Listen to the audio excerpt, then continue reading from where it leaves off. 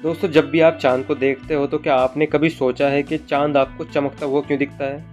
या जब भी चाँद पूरा होता है तो हमेशा एक जैसा क्यों दिखता है? या चाँद पर ये काले धब्बे जैसा क्या है? तो ये जानते हैं बहुत आसान शब्दों में। दोस्तों, आपको तो पता ही है, ये हमारी पृथ्वी घूमती रहती है, रोटेशन करती रहती है। इसके साथ साथ हमारा चाँद भी पृथ्वी के चारों तरफ घूमता रहता है। अब सवाल यह है, जब चाँद भी घूमता रहता है तो हमें चाँद की और भी साइड दिखनी चाहिए। इसका मतलब पीछे से या साइड से, पर हमें दिखती नहीं। ऐसा क्यों? ऐसा इसलिए है, जिस रेट या जिस स्पीड से चाँद घूम रहा है अपनी जगह पर, सेम उसी रेट से चाँद पृथ्वी के चारों तरफ भी घूम रहा है। इस चीज़ को टाइडल लॉक कहते हैं। जैसा आप स्क्रीन में देख सकते हैं, पृथ्वी और चाँद दोनों घूम रहे हैं, लेकिन एक ही फेस आमने सामने है। 1959 में लुनार 3 ने स्पेस से चाँद की दूसरी साइड की फ़ोटो भेजी थी। ये पहली बार था जब इंसान ने चाँद की दूसरी साइड को अपनी आंखों से देखा था।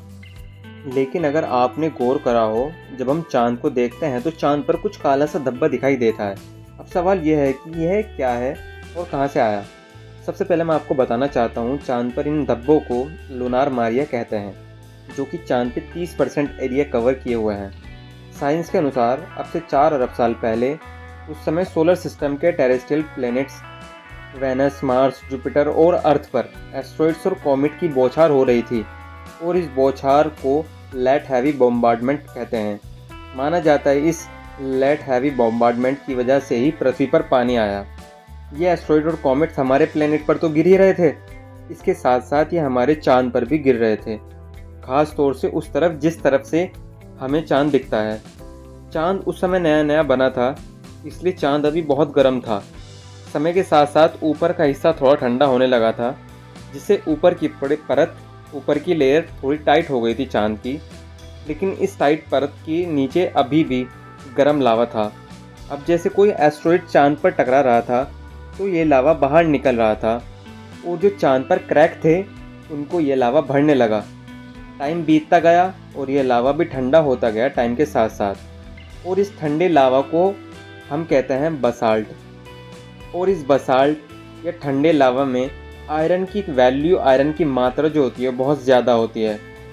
आप लोग तो जानते ही हो, हम जिस भी चीज़ को देख पाते हैं उसकी वजह सूर्य की रोशनी या सूरज की किरणें हैं। चाँद के चमकने के पीछे की भी यही वजह है कि सूरज की किरणें चाँद पर रिफ्लेक्ट होकर पृथ्वी पर आती हैं, जिसकी वजह से चाँद हमें चमकता हुआ नज़र आता है।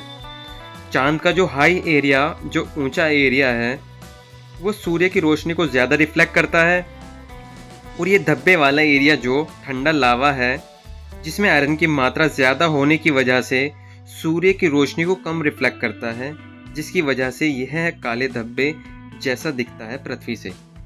तो दोस्तों, उम्मीद करता हूँ और वीडियो को यहीं एंड करता हूँ। अगर आपको वीडियो अच्छी लग रही है तो प्लीज़ लाइक करें, दोस्तों के साथ शेयर करें। चैनल पर फर्स्ट टाइम आए तो प्लीज़ चैनल को सब्सक्राइब करें। Thank you, take care.